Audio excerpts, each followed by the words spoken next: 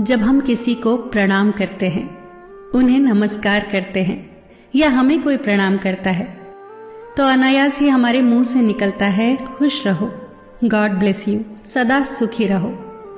ये जो प्रणाम के उत्तर में हमारे मुंह से निकलते हैं ना, ये कोई साधारण शब्द नहीं है, ये दुनिया के सबसे कीमती शब्द हैं। आजकल हम इन बातों को महत्व देना बंद करते जा रहे हैं, पर यकीन मानिए, जो प्रणाम के जवाब के रूप में आशीर्वाद हमें मिलता है या हम किसी को देते हैं, वो 100% चमत्कारिक शब्द होते हैं, बेशकीमती शब्द होते हैं। एक बहुत प्यारी कथा कहने जा रही हूं। महाभारत का युद्ध चल रहा था। एक दिन दुर्योधन के व्यंग से आहत होकर भीष्म पितामह यह घोषणा कर देते हैं कि मैं कल पांडवों का वध कर दूंगा। इस घोषणा का पता जैसे ही पांडवों को चलता है तो उनके शिविर में बेचैनी बढ़ जाती है। सभी को भीष्म पितामह की क्षमताओं के बारे में पता था, इसीलिए सभी अनिष्ट की आशंका से परेशान हो जाते हैं।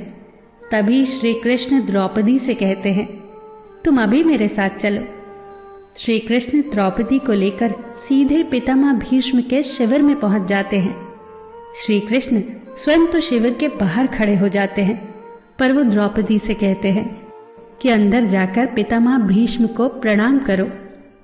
जैसे ही द्रौपदी ने शिविर के भीतर जाकर पितामह भीष्म को प्रणाम किया, तो पितामह भीष्म के मुख से द्रौपदी के लिए ये आशीर्वाद निकला, अखंड सौभाग्यवती भव।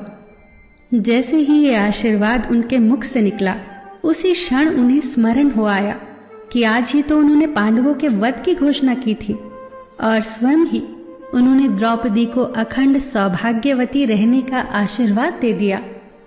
फिर पितामह भीष्म ने द्रौपदी से पूछा, पुत्री, क्या तुम इतनी रात को यहाँ अकेली आई हो या तुम्हें यहाँ श्री कृष्ण लाए हैं? तब द्रौपदी ने कहा, जी पितामह, और वो शिविर के बाहर ही खड़े हैं। शिविर से बाहर निकलकर दोनों ने एक दूसरे को प्रणाम किया और पितामह भीष्म ने कहा, मेरे एक वचन को मेरे ही दूसरे वचन से काटने का काम केवल कृष्ण ही कर सकते हैं। शिविर से वापस लौटते समय श्री कृष्ण ने द्रौपदी से कहा, तुम्हारे एक बार जाकर पितामह को प्रणाम करने से तुम्हारे पतियों को जीवन दान मिल गया है। अगर तुम प्रतिदिन भीष्म, धृतराष्ट्र, द्रोणाचार्य आदि को प्रणाम करती होती और दुर्योधन, दुशासन आदि की पत्नियां भी पांडवों को प्रणाम करती होती, तो शायद इस युद्ध की नौबत ही न आती। जो हर घर में कलह कलेश का वातावरण रहता है, वो कहीं न कहीं इस बात के मूल से जुड़ा है कि हम संस्कार भूलते जा रहे हैं। हम जाने अनजाने अपने बड़ों की उपेक्षा करने लगे हैं। याद रखना कि हर चीज पैसे से खरीदी नहीं जा सकती, और ये भी याद रखना कि हर बात का जवाब गूगल से नहीं मिलता। उसके लिए बुजुर्गों के पास भी बैठना पड़ता है।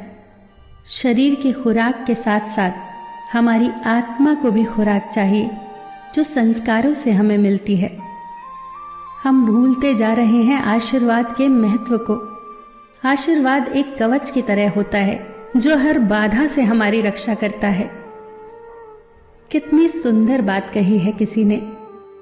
प्रणाम अनुशासन है, प्रणाम शीतलता है, प्रणाम आदर सिखाता है, प्रणाम से सुविचार आते हैं, प्रणाम झुकना सिखाता है, प्रणाम क्रोध मिटाता है, प्रणाम आंसू धो देता है, प्रणाम अहंकार मिटाता है, प्रणाम हमारी संस्कृति है।